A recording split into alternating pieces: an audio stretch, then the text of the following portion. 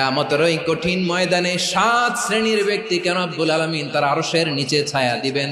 তার মধ্যে প্রথম শ্রেণীর ব্যক্তি হলো ইমামুন আদিল, যে ইনসাফের সাথে বিচার করে, যে জাস্টিস সমাজে সার্ভ করে, যে সুশাসন নিশ্চিত করে, ওই ইমামুন আদিল। আদিল শব্দটা বুঝছেন না? ইন্নাল্লাহা ইয়া'মুরু বিল আদল, পাইছেন?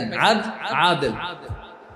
7 শ্রেণীর ব্যক্তিকে আল্লাহ তাআলা সুশীতল আরশের নিচে ছায়া দিবেন, যেদিন তার দেয়া ছায়া ছাড়া কোনো ছায়া থাকবে না। এর প্রথম হচ্ছে ইমামুন আদিল, ন্যায়পরায়ণ শাসক। চিল্লায় বলেন সুবহানাল্লাহ। আবার বিশ্বনবী বললেন, ইন্নাল মুকসিতিনা ইনদাল্লাহি আলা মানাবিরা মিন নূর আন ইয়ামিনির রহমান। কিয়ামতের দিন যারা ন্যায় পরায়ণ হিসেবে আল্লাহর সামনে দাঁড়াবে, কিয়ামতের দিন রব্বুল আলামিন তার আরশের ডান দিকে ওই ন্যায় পরায়ণ লোকদের জন্য আরশের ডান দিকে একটা নূরের